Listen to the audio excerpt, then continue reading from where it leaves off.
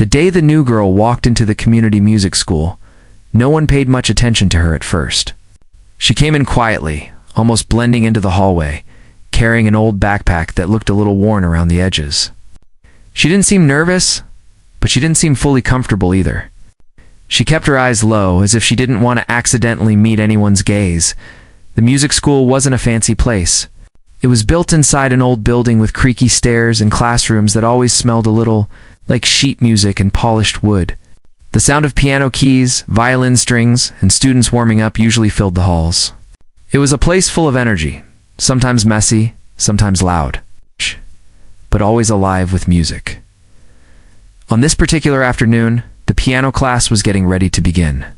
Students were chatting, laughing, or practicing short pieces while waiting for the teachers to arrive. A few students sat at the side benches, studying their music sheets with serious faces. Others were having small competitions about who could play a scale the fastest. The new girl, who introduced herself simply as Lena, walked into this lively scene without saying much. She glanced around for a moment and chose a seat in the very back of the room, far away from the pianos at the front. The other students noticed her, of course. Some whispered. New faces always sparked curiosity. But after giving her a quick look, most of them went back to their conversations and warm-ups. Lena took out a small notebook from her bag and placed it on her lap. She didn't open it, though. She just rested her hands on it and sat quietly. When the teachers entered the room, the noise slowly faded. There were two instructors that Mr. Roland, known for his strict but fair teaching style, and Ms. Hale, who was more gentle and encouraging. They worked well together, balancing each other's methods. Mr. Roland scanned the students quickly and noticed Lena right away. He gave a small nod in her direction but didn't say anything yet. Class began with their usual warm-up exercises. Students took turns playing quick pieces or practicing scales. Some did well. Some made mistakes and laughed them off. A few grew frustrated. It was the normal rhythm of the class, but throughout the session, Lena sat in silence. She didn't touch any of the pianos. She didn't volunteer. She didn't even flip open her notebook. She just observed, listening closely to every sound in the room. At first, the teachers assumed she was shy. Many beginners were. But as the minutes passed, a small question formed in the back of their minds. Why wasn't she trying anything? When the class moved into their group lesson, Ms. Hale asked everyone to gather closer to the front. Everyone shifted forward except Lena, who stayed in her seat until Ms. Hale gently encouraged, "You can join us too." "Dear." Lena nodded and quietly moved closer, but still kept a slight distance, as the lesson continued. The teachers shared new techniques for improving finger control and playing complex rhythms. Most students tried their best to keep up. Some nodded along. Others looked confused. Lena, however, listened with full attention, as if every detail mattered. At one point, a student named Toby, one of the more talkative ones, whispered loudly to a friend. "I bet she's too scared to touch the piano," his friend chuckled. A few others near them snickered. Lena heard them, but she didn't react. She kept her eyes on the teacher, calm and steady. Mr. Roland noticed the whispers and gave the boys a sharp look that made them straighten up instantly. Then he turned his gaze toward Lena. He didn't say anything, but he was observing her too. Something about her stillness didn't feel like fear. It felt more like control.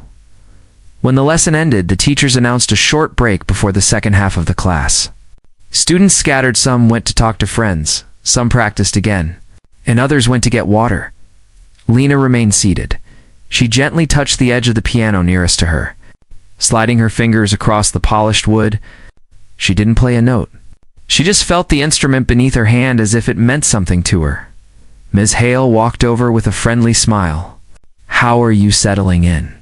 "I'm okay," Lena replied softly. "Do you play a little already?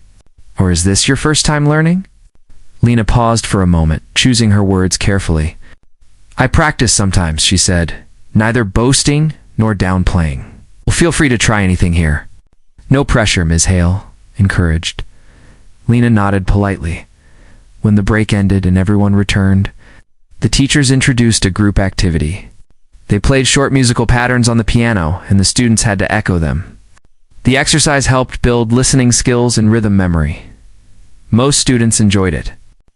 Some hit the wrong notes, others played too slowly. But everyone participated, except Lena. When her turn came, she simply shook her head and whispered, "I'll pass." The class eyed her again. Some students looked annoyed, thinking she was wasting time. Others were confused. Mr. Rowland raised an eyebrow. "You can try even a simple pattern. It doesn't have to be perfect," he said. "I'm fine," Lena replied quietly. The room grew awkward for a second. Mr. Rowland considered pushing her a little more, but something held him back. Instead, he nodded once and moved on. After another hour of practice, the class ended. Students packed up their things and drifted out, talking about their weekend plans or complaining about how hard the lesson was. Lena moved slowly, waiting until the room mostly cleared. She closed her notebook still untouched and slipped it back into her bag as she walked out. She didn't notice that Mr. Rowland was still watching her from the corner of the room. He had noticed something others didn't. The new girl wasn't uninterested, nor was she scared. She was studying everything carefully, almost like she was measuring the room, the people, the instruments, and when she touched the piano earlier, he saw something in her expression, a quiet connection, a sense of familiarity. He couldn't explain why, but something told him she wasn't a beginner. The second day of class wasn't much different. Lena again sat silently in the back, watching, listening, absorbing every lesson without participating. Again, she didn't play a single note. Whispers returned. Why doesn't she play? Maybe she doesn't even know how. Or maybe she's pretending she can. Kids always had theories. During a small duet practice, one of the pianos in the room suddenly rang out with a bright, clear melody. Everyone turned toward it tonally to realize that Lena was sitting next to it, her fingers hovering above the keys. She had accidentally pressed one when shifting her seat. A few students watched her closely. "Go on, play something," one of them teased. She didn't respond. She gently removed her hand from the piano and returned to her neutral posture. But that single note had caught Mr. Rowland's attention again. After class, Ms. Hale approached him. "She seems very reserved. Maybe she's just nervous." "Maybe," he replied. "Or maybe she's waiting for something." "Waiting for what?" "A reason to play. Or permission. Or courage. I don't know yet." He paused, then added, "But there's something different about her." The teachers weren't the only ones noticing. Some older students began watching Lena more often, not out of kindness, but curiosity. They were trying to figure her out. One afternoon, a girl named Nina, who was known for being blunt, approached Lena between classes. "Why don't you play?" "Everyone has to." "It's a music class." Lena looked up calmly.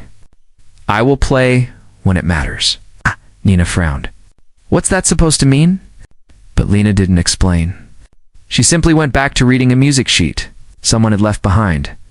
That answer spread through the class quickly. She play when it matters. Some students rolled their eyes. Others thought she was being dramatic.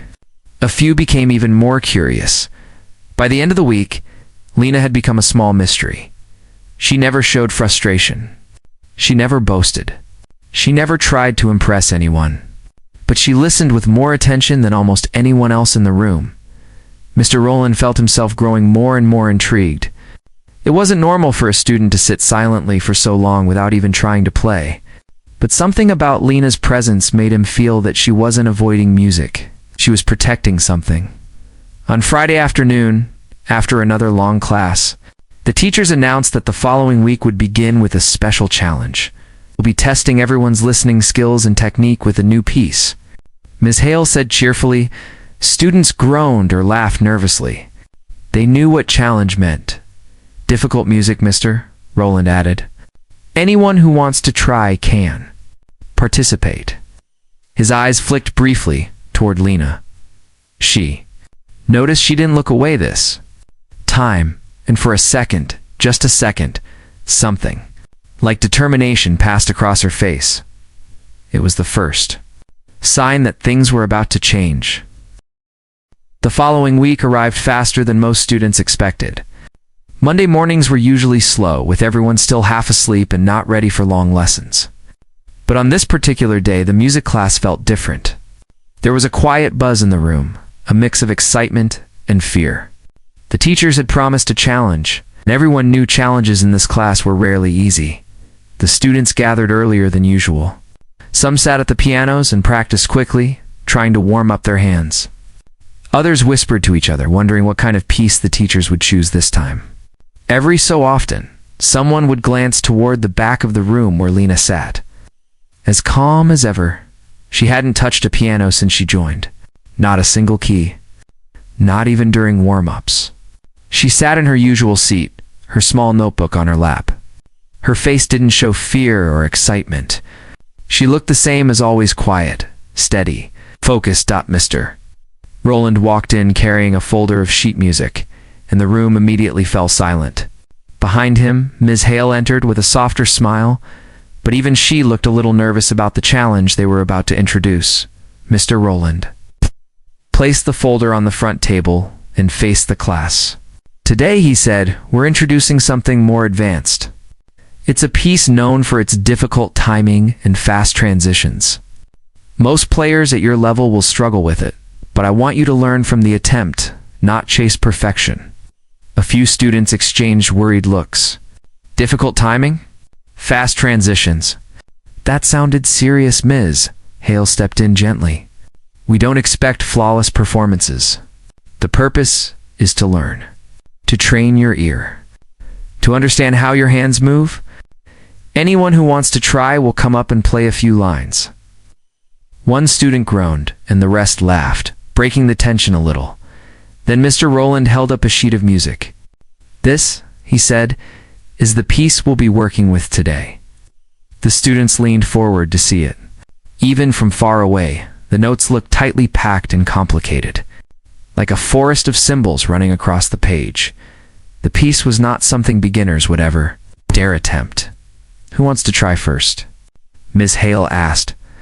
Everyone suddenly found invisible specks on the walls, floors, and ceiling, anything to avoid eye contact. A few students coughed or shuffled their feet. Toby, the boy who always tried to impress others, eventually raised his hand.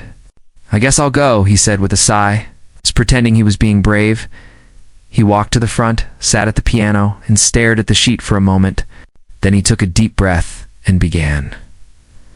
The first few notes were correct, but the moment the transitions came, he stumbled. His fingers slipped, and the rhythm fell apart. He tried again, but it didn't get much better. The class smiled politely, though a few students giggled quietly.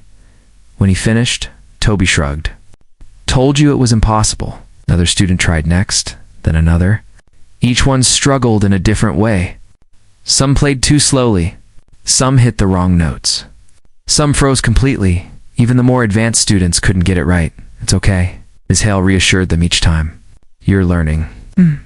Meanwhile, Lena watched everything carefully. She observed each person's hands, their mistakes, their hesitation. Her eyes weren't judging, they were studying. She knew the piece was difficult. Anyone could see that. But something inside her felt different today. Maybe it was the energy in the room. Maybe the challenge stirred something that had stayed quiet for too long. Finally, after the 10th student finished their turn, Mr. Roland looked around the room. He paused when his eyes reached the back row. Lena, he said, his voice gentle but firm, would you like to try? The room fell completely still. A few students widened their eyes. They had been waiting for this moment. Others whispered quietly, she's going to say no again. Lena looked up slowly. Her notebook was still closed on her lap. For a moment, she didn't answer. Then she took a quiet breath and stood. No one expected that. The sound of her. Footsteps felt loud as she walked to the front of the room. Her steps weren't confident, but they weren't shaky either. She simply moved with a calmness that surprised even the teachers. She sat at the piano, adjusted the bench with small, careful movements, and placed her hands gently on her lap for a moment. Ms. Hale approached her softly. Would you like the sheet in front of you? Lena shook her head once. A small gasp spread through the room. Is she serious? Someone whispered. She didn't even read it, another student murmured. Mr. Roland held up his hand to quiet them. He didn't know what Lena was planning. But something told him not to interrupt. Lena placed her fingers on the keys. Her hands looked relaxed, not tense like the others. She closed her eyes not to show off, but as if she needed to shut out everything else, and then she began. The first notes came out soft, but precise, smooth as warm air moving through an open window. Then the rhythm shifted, speeding up into the difficult transitions that had tripped up every student before her. But Lena didn't trip. Her fingers moved quickly, confidently, dancing across the keys with a level of control none of them had seen from any student in their class. She played the complicated patterns as if she had known them for years. The room was silent, completely silent. No one whispered. No one moved. Even the teachers stood frozen. She didn't look at the sheet music because she didn't need to. She didn't hesitate. She didn't slow down in fear. Every note she touched came out clear and strong, and it wasn't only the technical skill that shocked everyone. It was the emotion behind it. She played as if she understood the soul of the piece. When she reached the final section, her hands slowed gracefully before ending on a soft, delicate note that faded beautifully into silence, and the silence stayed. For a long moment, no one could speak. Finally, someone in the back whispered, "What was that?" Another student breathed out, "She's amazing." Ms. Hale covered her mouth in surprise. Her eyes were shining, almost emotional. Mr. Rowland stood completely still, staring at Lena as if he had just witnessed something rare. Lena looked down at her hands, her expression calm but slightly nervous, as if unsure of how people would react. When she turned her head, she saw everyone's eyes on her. Dozens of stunned, speechless faces. She immediately lowered her gaze. Mr. Rowland finally found his voice. "Lena," he said softly, "where did you learn to play like that?" She hesitated, her fingers curling slightly. "I practiced by myself," she said quietly. "Where?" he asked. She paused again. "At home, on old pianos. They were broken, but I tried fixing them and playing whatever worked." A ripple of surprise ran through the class. Toby blinked at her. "You learned that on broken pianos?" Lena didn't answer. She wasn't bragging. She wasn't trying to impress anyone. She simply told the truth. Miss Hale stepped closer. "Have you ever taken lessons before?" Lena shook her head. "No." The teachers exchanged glances, deep, thoughtful glances. They knew immediately this was not a normal student. This was raw talent-real, natural talent that only appeared once in a great while. The students whispered among themselves. Some amazed, others speechless. "She's unbelievable. Why didn't she play before? She could have shown us all up any day she wanted." But Lena just sat there quietly, unsure of what to do next. Mr. Rowland stepped forward. "Lena, you may not know this yet, but what you did just now is extremely rare. Most trained musicians struggle with that piece even after years of learning." She didn't know what to say, so she stayed silent. Ms. Hale placed a gentle hand on her shoulder. "You have a gift. A real gift." Lena looked down again, her face softening with a quiet mix of pride and shyness. For the first time since she entered the music school, she felt seen not as the silent girl sitting in the back, not as the mystery everyone whispered about, but as someone who belonged. The class ended soon after, but the feeling in the room didn't fade. Students left in groups, talking non-stop about what they had just witnessed. Some were inspired, some were intimidated, some couldn't believe their eyes. Lena packed her things slowly, waiting until most students were gone. She didn't want crowding or questions. She didn't want attention. She wanted quiet, but before she could leave, Mr. Rowland called her name gently. "Lena," he said, "starting tomorrow, I'd like to give you extra practice sessions. Only if you're comfortable." She looked up, surprised. "We want to help you grow," Ms. Hale added with a warm smile. "You have something very special. We want to support it." Lena felt something she hadn't felt in a long time, a small spark of hope. She nodded softly. "Okay," and with that one word, her path began to change. The teachers watched her leave the room, and for the first time, they knew the truth. The quiet new girl in the back wasn't just talented. She was extraordinary. Asterisk. The next morning, the atmosphere inside the music school felt different. The building was the same, the hallways were the same, the pianos were the same, but the energy had shifted, and everyone knew why. Word had spread quickly about what Lena had done the day before. Students from other classes had even heard some version of the story, though many details had already become exaggerated. Some said she played with her eyes closed the whole time. Others claimed she had memorized the piece after a single listen. A few whispered that she must have come from a family of famous musicians. None of them were true, but that didn't stop the rumors from growing inside the classroom. Students gathered in small groups, replaying what they had seen and asking each other the same questions over and over. Did you see her fingers? They barely even paused. How did she do it without reading the sheet? I don't get it. She never practiced in front of us. Meanwhile, Lena walked in quietly, unaware that every glance and whisper was about her. She sat in her usual spot, the back corner, as if nothing unusual had happened yesterday. Her notebook was in her hands again, closed like always, but things were different for her too. She felt lighter, almost relieved. Playing yesterday had been scary, but it also felt like something she had kept locked inside for a long time. For the first time since joining the school, she didn't feel like an outsider. When the teachers entered the room, even they seemed more alert than usual. Ms. Hale gave Lena a warm, encouraging smile, while Mr. Rowland's expression held a quiet determination. Like a man who had just discovered something important and didn't want to waste a moment, class began. But today's session felt unusual.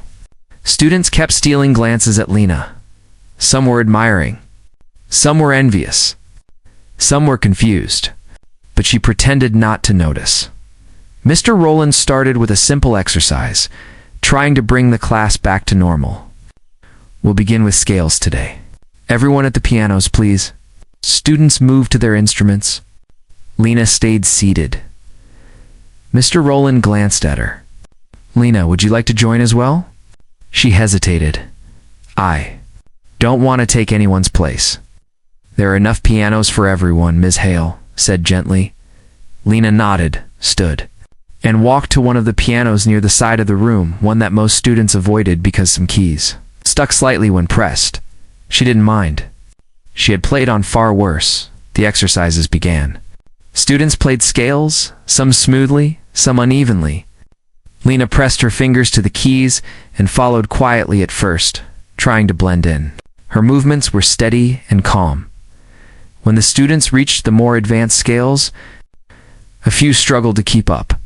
Mr. Rowland walked around the room, correcting postures and pointing out mistakes. When he reached Lena's piano, he stopped. Her scale sounded different from the others, not because it was louder or faster, but because it was clean. Even though the piano was slightly damaged, her hands adapted without hesitation. Every note hit the rhythm perfectly. Some students heard it too and paused just long enough to glance at her. Good, Mr. Rowland said quietly. But inside, he was more than impressed. After scales, the class moved on to rhythm practice. Students clapped short patterns while the teachers demonstrated different beats. Lena followed along, her timing flawless, as if the patterns were already known to her. It wasn't long before the teachers decided to introduce a new activity. Today, Ms. Hale said, we'll practice how to feel the music, not just play it. A few students groaned, thinking it meant another long lecture about emotion. But instead, she and Mr. Rowland brought out a set of short melody lines written on different cards. We want each of you to choose one card and play it in your own way, she explained. Not perfectly, just with feeling. One by one, students came forward. Some played slowly, others tried to sound dramatic. A few rushed through their lines just to get it over with. The room filled with uneven attempts. Then it was Lena's turn. She didn't walk up to pick a card. Instead, Ms. Hale handed her one gently. Try this, she said. Lena looked at the short melody. It was simple, only a few notes, yet there was room for expression. She sat at the piano, placed her hands on the keys, and took a small breath. The sound that came out was soft and warm. She didn't just play the notes. She curved them, shaped them, made them feel alive. The simple melody transformed into something expressive enough to quiet the entire room. No one moved. Ms. Hale's eyes softened with admiration. Mr. Rowland crossed his arms, completely absorbed, when Lena finished. She looked up shyly. She wasn't expecting applause, but the room filled with its maul at first, then louder. Students clapped genuinely, without jealousy or hesitation. Lena lowered her gaze, unsure how to react. After class, the teachers asked her to stay behind for a moment. She waited near the piano as the rest of the students packed up and walked out. Still talking about her performance? When the room was finally quiet, Mr. Rowland approached her with a gentle but serious tone. "Lena," he said, "I want to understand something. How long have you been teaching yourself?" She shifted slightly. "A few years, on broken pianos?" he asked. She nodded. "My father brings home old ones. People throw them away. I try to fix them so I can practice." Ms. Hale stepped closer, her voice soft. "Do you know that most musicians take years of training to play the way you did yesterday?" Lena looked confused by the question. "I just play what I hear," she said simply. There was no pride in her voice, no bragging.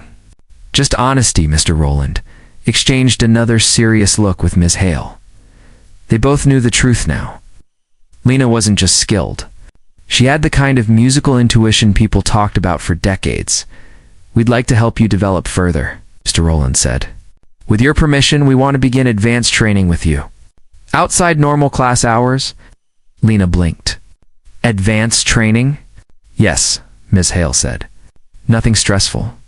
Just time for you to grow." Lena hesitated. No one had ever offered her something like this before. She had always been alone with her music, learning at her own pace, fixing broken keys with whatever tools she could find. She never imagined teachers would want to help her, especially not in a place like this. "Are you sure?" she asked softly. Mr. Rowland smiled slightly. "Absolutely." She lowered her eyes for a moment, thinking, then she nodded. "Okay, I'll try." "Good," he said. "We'll begin tomorrow." As she packed her things and left the room, she felt something warm rising inside her chest. A feeling she hadn't experienced in a long time. Hope. The next day, the extra session began. Only Lena and the two teachers were in the room. The building was quieter than usual. The sunlight coming through the windows made the pianos look almost golden. Mr. Rowland placed a new sheet of music on the piano, another difficult piece, one that even intermediate players avoided. "I want you to try this," he said. Lena took a slow breath, studying the page, then she began. Her fingers moved with surprising confidence. She made mistakes here and there, but she corrected them quickly, learning as she played. The teachers watched closely, noting how she adapted without being told what to fix. When she finished, she looked up nervously. "Was that okay?" Ms. Hale nodded with a warm smile. "More than okay," Mr. Rowland added. "You learn faster than anyone I've ever taught." Lena didn't know how to respond. Compliments felt strange to her. She wasn't used to being noticed. After several more exercises, they ended the session. As she prepared to leave, Mr. Rowland stopped her gently. "Lena," he said, "you're going to go far. You may not see it yet, but you have a future in music." She looked down at the keys. Thinking about the broken pianos at home, the quiet nights she spent practicing alone, the sound of old strings snapping, the feeling of shaping something beautiful out of something damaged. "Maybe," she whispered, for the first time. She believed it might be possible as she walked out of the building that day. She didn't notice the students watching from the hallway. She didn't hear their whispers or see their curious eyes. She was thinking only of the music and how, for the first time in her life, she wasn't playing alone. Asterisk. The room was still recovering from the shock of her performance. It felt as if the air itself had paused, trying to understand what had just happened. People looked at each other with wide eyes, searching for the right words, but none of them could describe the feeling. Even the lights in the room seemed softer now, as if they, too, were humbled by what they had witnessed. Yet in the center of it all, the girl stood quietly. Her hands resting on her lap, her breathing steady like she hadn't just stunned an entire classroom. She didn't smile. Didn't look proud, didn't act like someone who knew she had turned the moment into something unforgettable. She simply waited, almost as if she was used to moments like this, moments where people didn't know how to react to her. The teachers exchanged glances again, not in disbelief anymore, but in deep curiosity. Something inside them shifted. They were no longer wondering if she could play. Now they wanted to understand how someone so young and so unnoticed until now could have such rare talent. Mr. Rowland finally stepped forward, but he did so slowly, as if approaching something fragile. He had taught piano for more than 20 years, and even he knew that what he had just heard did not belong in an ordinary classroom. He cleared his throat gently and spoke in a calm voice, trying not to overwhelm her. "Can you tell us where you learned to play like that?" he asked. She hesitated. It was a simple question, yet she looked like she didn't know whether she should answer. Her eyes moved from one teacher to another, then toward the students who were still staring at her like she was a mystery that had just stepped out of a storybook. She brushed a loose strand of hair behind her ear and finally spoke in a soft voice. "I didn't learn it here," she said. Her voice was steady but quiet. It carried a weight that made everyone lean a little closer. Mr. Rowland nodded gently. "Then where?" She took a small breath, almost as if she was preparing herself to reveal something she usually kept hidden. "My father used to fix old pianos," she said. "People threw them away or sold them cheap because they were broken. He brought them home, took them apart, cleaned them, and tried to make them work again." Her words painted a picture as she spoke: dusty rooms, cracked wooden frames, strings that no longer made sound, keys that wouldn't press down. Instruments that looked hopeless to everyone except her father. "He didn't play," she continued. "He just repaired them. But I used to sit beside him every day. I watched him work, and sometimes, when he wasn't looking, I touched the keys." A few students smiled quietly. They could easily imagine a small girl sneaking her fingers onto broken piano keys whenever her father turned away. "One of the pianos had only half the keys working," she said. "I tried to play songs on it anyway. I learned which keys made sound and which didn't. I memorized the gaps. When another broken piano came in, I tried again." She didn't sound like she was bragging.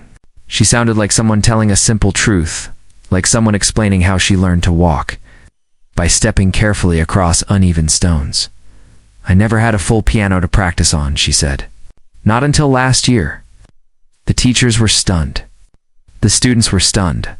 Even the dust in the corners of the room felt stunned. "So you taught yourself?" another teacher asked, but her tone was warm, not skeptical. The girl smiled a little, but it was a small smile, gentle, humble, shy. "I just tried to play what I heard," she said. "Sometimes I listened to recordings on an old radio, and sometimes I made up my own music because some notes were missing." That last line struck something deep in the teachers. Made up music because notes were missing. It was such a simple thought, yet such a profound one. Many trained musicians struggled to improvise even with all the keys available. But she had created music out of broken pieces. Mr. Rowland stepped closer, his voice softer now. "How did you learn this piece? The one you played today?" She looked toward the piano, the instrument that had just revealed her talent to the world. "I heard it once," she said, "a long time ago. I didn't have the full set of notes to play it, so I memorized the melody in my head. Then, when I finally sat at a working piano, I tried to find every note." She said it like it was normal, like everyone memorized impossible pieces in their mind and waited years for the right instrument to play them. The teachers didn't know whether to smile or gasp or sit down and rethink their entire careers. They looked at each other again, this time with a sense of admiration mixed with something else: responsibility. This girl wasn't just talented.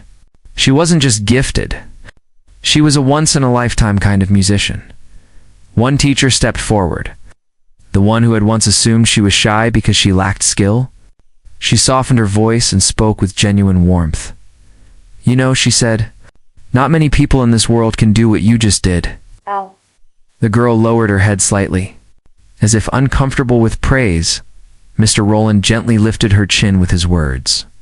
"You have something very special," he said. "Something rare. Something we want to help you grow." There was a small pause. The kind of pause that happens when everyone in the room feels something important is about to be decided.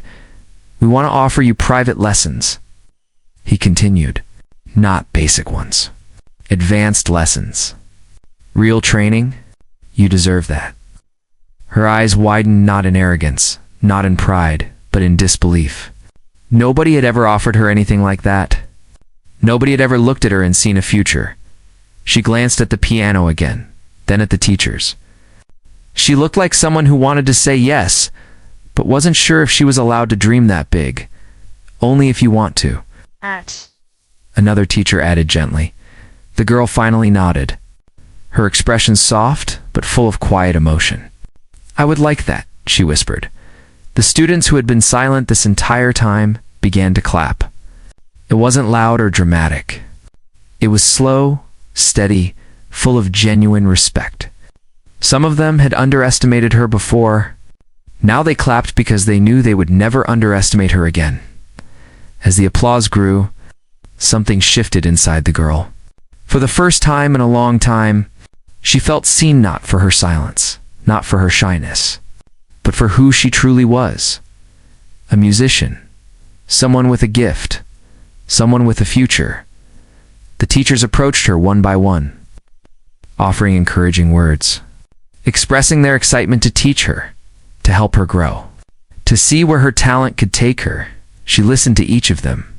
But all she could think about was how strange it felt to stand in a room where people believed in her. As the class ended and students began to pack their bags, one of them approached her not with jealousy, not with resentment, but with admiration. That was amazing, the student said simply. The girl smiled, small but sincere. Thank you. The room slowly emptied, leaving her standing near the piano. She touched the keys again, softly, like greeting an old friend. This time, piano felt different, not temporary. It felt like the beginning of something. She didn't know exactly what would come next.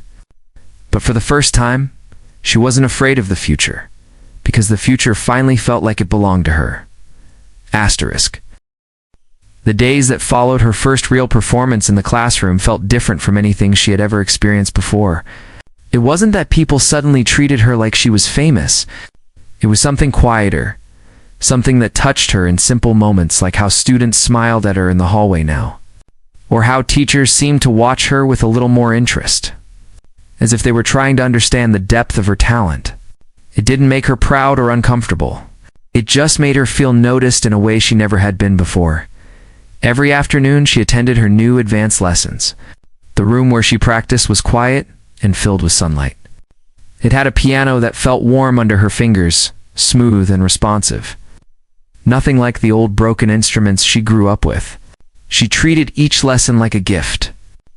She listened closely, practiced without complaining, and absorbed everything the teachers explained. Even when something was difficult, she tried again and again until it finally made sense. Mr. Rowland, who had once been curious about her, now looked at her like she was the most exciting student he had taught in years. He didn't push her too hard, but he didn't treat her like a child either. He encouraged her to explore new techniques, to try pieces she had never heard of, to challenge herself in ways she had never imagined. One afternoon, after watching her play a piece she had picked up in a single session, he leaned toward her, resting his elbows gently on the piano. "Do you know what I see when I watch you play?" he asked. She shook her head quickly. "A musician with heart," he said softly. "Not just skill. Heart, that's rare." His words settled into her chest like a warm breath. She had never been praised like that. She knew she could play, but she had never believed her music could mean something to others. Now, for the first time, she began to wonder if maybe her music wasn't just something she learned, it was something she carried. As weeks passed, she grew more comfortable in the school. She started to talk more, especially with students who genuinely wanted to learn from her. Some even asked her to show them small techniques, and she taught them patiently, without showing off or acting like she was better. She always made sure her tone stayed soft and encouraging. Her teachers noticed this too. They admired not just her ability, but her attitude, quiet confidence, gentle presence, and a kind spirit that made people want to be around her. She didn't try to be impressive. She simply was. One morning, the school principal visited the music wing with a bright flyer in his hand. He greeted the teachers and then turned to her with a warm smile. "There's going to be a small concert at the end of the month," he said. "A community event. We'd like you to perform." She froze, her stomach tightening. A performance in front of the whole community? That was different from playing in the classroom. That was different from playing for teachers who already liked her. But Mr. Rowland stepped beside her and placed a gentle hand on her shoulder. "Only if you feel ready," he said. She looked at the piano, then at the teachers, then at her own hands. She remembered all the broken pianos she had learned on, all the nights she had practiced quietly so she wouldn't disturb anyone, all the times she had dreamed of playing freely without limits. "I want to try," she said softly. The teacher smiled with relief and pride. For the next 2 weeks, she practiced her chosen piece with dedication. She picked something meaningful, not overly complex, not showy, but full of emotion. She wanted the audience to feel something when they heard it, just like she had felt something when she heard it for the first time. The night of the concert came quickly. The community center was full of families, students, teachers, and neighbors. People chatted softly as they took their seats, unaware of the moment they were about to witness. She waited behind the curtain, her hands slightly shaky. She wasn't afraid to play. She was afraid of not living up to what everyone expected, but then she heard her father's voice in her memory, the way he used to say, "A piano is only as good as the heart behind the hands." She took a deep breath. When her name was announced, the room quieted. She stepped onto the stage slowly, her eyes adjusting to the warm lights. For a moment, the crowd felt overwhelming. So many faces, so much attention, but then she sat at the piano, placed her hands gently on the keys, and closed her eyes. The world faded until only the music remained. She began to play. The first notes flowed like a calm breeze, delicate and honest. As she continued, the melody grew deeper, richer, full of unspoken stories. People in the audience felt something shift in the air. Conversations stopped. Children sat still. Adults leaned forward. The room wasn't just listening, they were feeling. Halfway through the piece, her nerves disappeared. She wasn't playing for the crowd anymore. She was playing for herself, for the years she had practiced alone. For every broken instrument that taught her patience, for every moment she doubted she would ever be more than a quiet girl in the back of a classroom. By the time she reached the final note, the room had fallen into complete silence. Then came the applause, loud, full, rising like a wave that washed over her. It wasn't the hesitant applause of her classmates. It wasn't polite. It was real admiration. People stood up. Some even wiped their eyes. She pressed her hands to her lap, overwhelmed. She had never imagined she would hear applause like that, not for her. When she walked backstage, her teachers greeted her with proud smiles. Mr. Rowland gave her a gentle nod. The kind that said more than words ever could. "You found your voice tonight," he said. She didn't know how to respond. So she simply breathed out, letting herself feel the moment. After the concert, families and students came to congratulate her. Some said her playing made them emotional. Others said it inspired them.